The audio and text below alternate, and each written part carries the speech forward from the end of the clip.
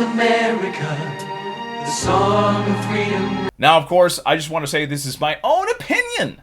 I'm just a simple man who doesn't understand fancy things like technology or cryptocurrency or NFTs.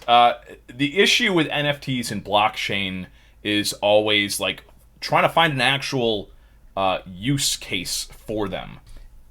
I'm sure in the far off future there will be some use for the blockchain, but if you look at what has really been popular with NFT stuff and everything like that, it's just nonsense. Basically, the vast majority of them so far have just been fancy URLs to images that are actually hosted elsewhere.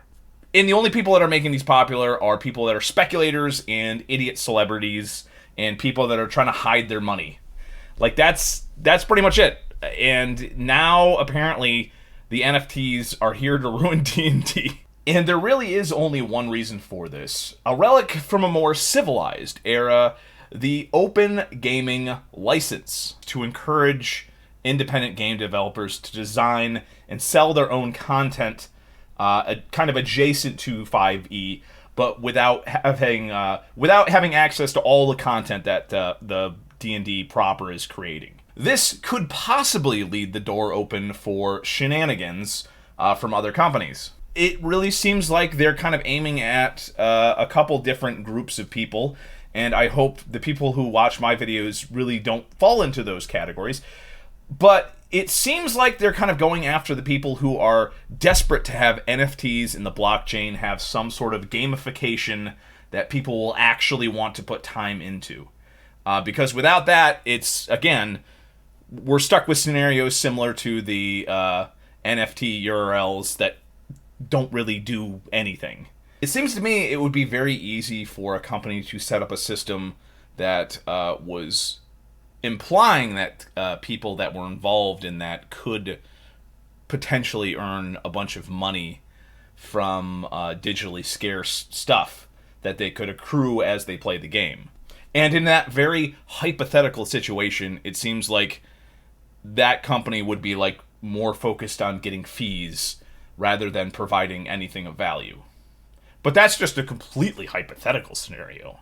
And I thought this would just kind of like fall by the wayside. I thought Gizmondo did a very good job of summing up what's going on. But literally this company is going off on Twitter talking about other companies. It doesn't seem like the best strategy to talk about specific other companies and claim that their business model is based on screwing over people for as much money as possible. Bringing up a company like DriveThruRPG is a little bit weird because that company has infrastructure to provide services such as the print-on-demand service that really not many other business entities can like provide. So instead of focusing on their own product, they're kind of going negative towards another existing company. And I'm sure this strategy is going to create some great Twitter responses. NFT bullshit aside, you immediately lose all my respect when you need to build your brand off tearing down others. DriveThruRPG is an outlier, and the main reason publishers use it, usually after a Kickstarter campaign, is it offers a print-on-demand deal. Do you? ? One session on your unfinished protocol will cost 2 gas fees, plus gas for any items you obtain, right? Plus paying the DM for the session as well. Attacking others to try to win over others to your project is never a good look. Might want to refresh their familiarity with fallacies like strawman, poisoning the well, and red herring, all of which are in the response here to recent community opposition. Right now, you got nothing but vague notions of using a pointless tech for value most people don't want. The big thing is that this really seems to be trying to capture a bunch of people that are willing to sink a lot of time into playing D&D, not for the purpose of playing D&D, but to really like try to like farm actual money and stuff from playing the game. And boy, I mean, that's really like the hell scenario that everybody sort of thought was going to happen in video games. I think when most people think of D&D, they think of a fun, social little game that you play with other people and you have fun. And that's the point of the game.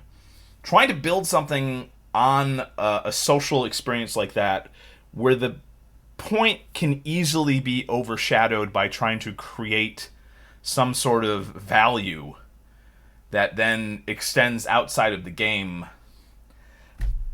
We've seen that happen with like card games and physical stuff like that. With D&D, I think the value really is from the social experience that you get. Well, everybody, I hope you enjoyed that grim look at one of the possible downfalls of the tabletop gaming community. Hey, as a reminder, get your Kringle coin now. Kringle coin, the only NFT where you can only buy it with physical money, precious metals, or retro video games. Remember, you have to mail me either gold bullion, silver coins, or retro video games rated 8.0 or more to get your Kringle coin, and I will email you a JPEG that doesn't really have any, a really cool NFT. That's what I'll email you. So be sure to jump on that as soon as you can.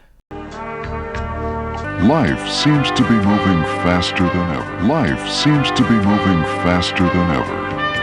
And Americans have rediscovered, are redefining what's really important in their lives. They want quality.